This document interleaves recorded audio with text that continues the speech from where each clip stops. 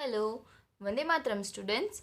सो इस वीडियो में हम लास्ट वीडियो में हमने कुछ इंट्रोडक्शन का पोर्शन लर्न किया था और प्रिमाइटिव मैन उनकी लाइफ के बारे में, उसके बाद कुछ ह्यूमन हैबिटेंट्स और प्रिमाइटिव मैन जो हमारे इंडिया में उसकी प्लेसेस के बारे में लर्न किया था और पैलेओलिथिक के बारे में लर्न किया था जो कि पाषाण युग के बारे में। अभी यहाँ पे हमें कुछ मैप दिया है और नीचे एक बॉक्स में कुछ लिखा हुआ है जो यहाँ पे ऑरेंज रेड जैसा ट्राइंगल है, पैलेओलिथिक प्लेस है। उसके बाद ग्रीन जो है नियोलिथिक प्लेस। नियोलिथिक प्लेस यानी कि ये जो पाषाण युग है ना, सबसे पहला कि वो लोग स्टोन का यूज़ करते थे पाषाण पुराण के बाद। नियोलिथिक यानी कि उसमें कुछ वो लोग पत्थर को पॉलिश करके इस तरह का बनाते हैं। मतलब ये जो थोड़ा सा इन्वेंशन जो हुआ था पत्थर के औजारों में वो टाइम है, वो है Neolithic place.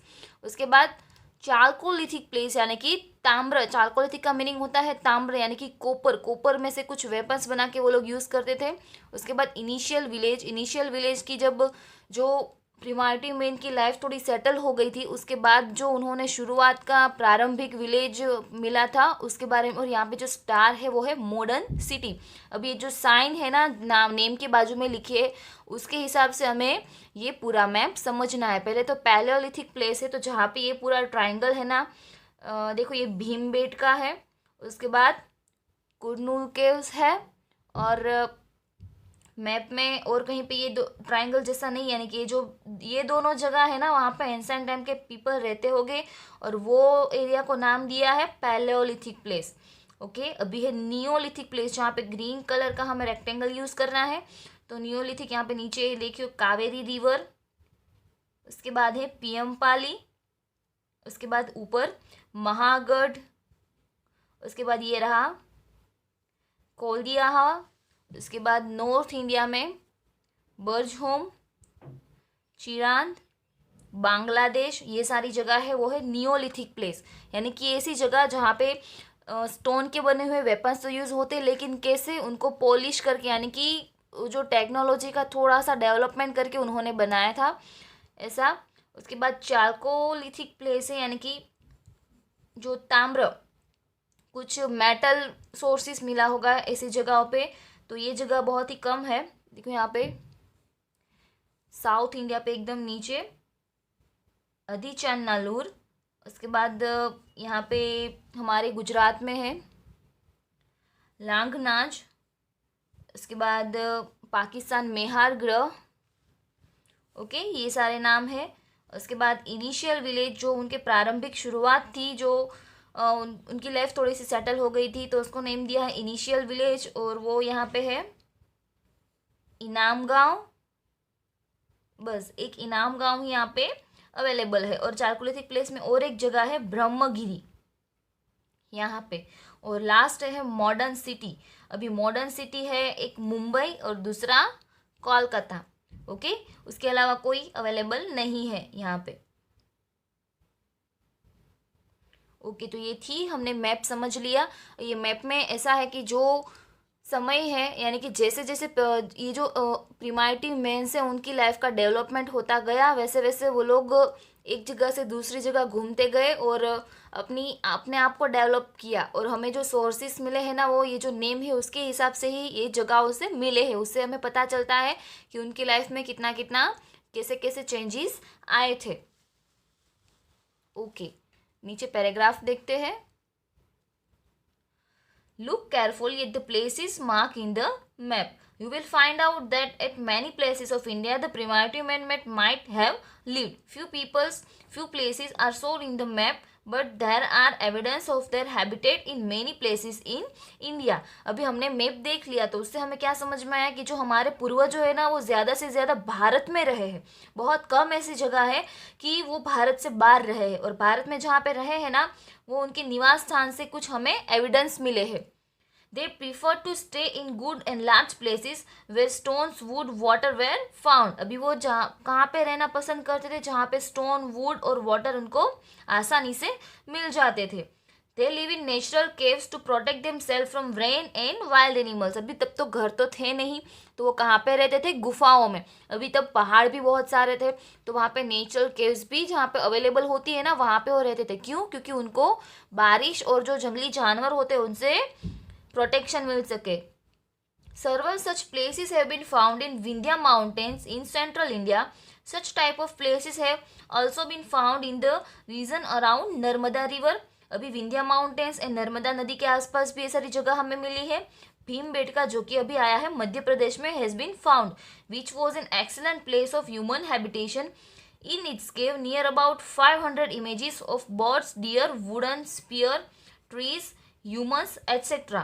drawn by the primitive men have been found, which are drawn with the help of natural colors. अभी इन सारी जगह हमें मिली, लेकिन इसमें से जो भीमबेटका है ना वो बहुत ही इंपॉर्टेंट जगह है. क्यों?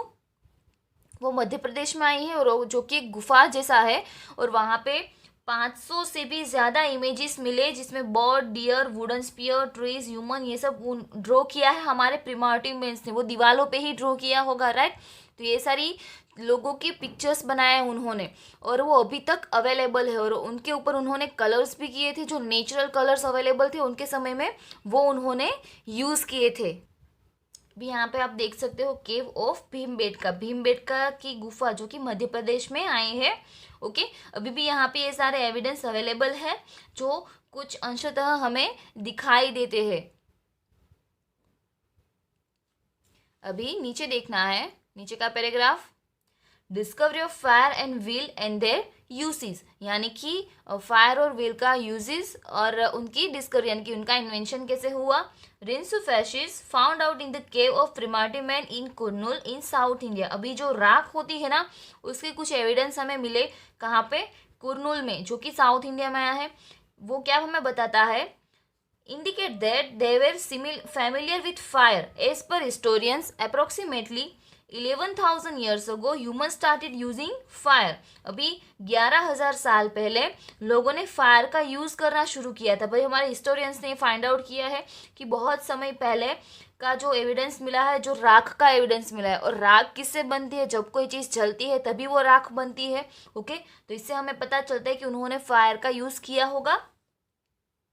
Use of fire has revolutionized their life because with the help of it, they could cook the meat and eat, get light and protect themselves from wild animals. अभी फायर के यूज से क्या होता है? तो फायर की मदद से वो जो खाना है वो आसानी से उसको कुक कर सकते थे, उसको लाइट्स मिलती थी. रात को जब तब समय इलेक्ट्रिसिटी तो थी नहीं कि उनको रात में बिजली जलाए और उनका यूज़ करे, तो रात में वो फायर का यूज़ करके भी अपना कुछ काम कर सकते थे. और वाइल्ड एनिमल्स जो होते हैं ना उनसे प्रोटेक्शन भी उनको फायर की मदद से मिलता है, क्योंकि उनकी जो गुफा में वो लोग रहते हैं ना वहाँ पे कुछ दिया या तो फिर ऐसा कुछ जला के रखते हैं ताकि जो वाइल्ड एनिमल्स होते हैं तो वो फायर से बहुत ही डरते हैं, तो उससे डर के भाग जाए. यानी कि जो फायर है वो उनकी लाइफ में बहुत ही रिवोल्यूनाइज किया, यानी कि एकदम एक से क्रांति आई, उनकी लाइफ को थोड़ा सा डेवलप किया कि उनका काम बहुत सारा थोड़ा सा इजी हो गया. यहाँ पे क्वेश्चंस दिए हैं. Even today is it possible to think about our life without fire, यानी कि क्या आज के समय में ये पॉसिबल है कि फायर के बिना हम अपनी लाइफ को इमेजिन कर सके? नहीं, क्योंकि हम फायर का यूज़ बहुत सारी जगहों पे कर सकते हैं और सबसे ज़्यादा हम खाने में उसका यूज़ करते हैं, क्योंकि फायर के बिना हम अपना खाना ही नहीं बना सकते. तो अभी कोई भी ऐसी एक्टिविटी नहीं होगी कि जिसमें हम फायर का यूज़ नहीं करते. कुछ इन्वेंशन के लिए, बड़ी बड़ी इंडस्ट्रीज़ में बहुत सारी चीज़ें बनाने के लिए ओके फायर बहुत ही इम्पोर्टेंट है. और दूसरा कि कुकिंग में फायर, जैसे वाटर इम्पोर्टेंट है वैसे फायर ही बहुत इम्पोर्टेंट है. हम भूखे नहीं रह सकते. चलो एक दिन हम बिना पका हुआ खाना खा सकते हैं, 2 दिन खा सकते, लेकिन कितने समय तक? रोटी बनानी है तो रोटी बनाने के लिए भी हमें फायर की ज़रूरत पड़ेगी, right. Initially discovery of wheel would have brought with changes in human life. अभी जैसे फायर का इन्वेंशन हुआ वैसे व्हील का भी इन्वेंशन हुआ और उससे क्या चेंजेस आए कि एक जगह से दूसरी जगह पे जाना है, चलो जाना तो ठीक, लेकिन कुछ सामान लेके जाना है. तो वो जो सामान होता है ना, पहले के ज़माने में वो लोग जो ट्री का कटा हुआ ट्रंक होता है ना, उसका जो तना होता है उसको पूरा ले लेते थे, जो कि सर्कल शेप में होता है, और उसका वो लोग ट्रांसपोर्टेशन में यूज़ करते. कुछ काट बनाते थे, उसमें से लकड़ों का काट बनाते थे. ओके, जैसे अभी बुलक काट और वो सब होता है, इस तरह से वो अपने हिसाब से प्रिमिटिव मैन जो है वो काट बनाते थे. और धीरे धीरे धीरे धीरे ये जो व्हील का इन्वेंशन बहुत बड़ा इन्वेंशन माना जाता है, क्योंकि आज हम कोई ऐसा व्हीकल नहीं है जिसमें हम व्हील का यूज़ नहीं करते हैं. तो व्हील बहुत ही इम्पोर्टेंट इन्वेंशन माना जाता है.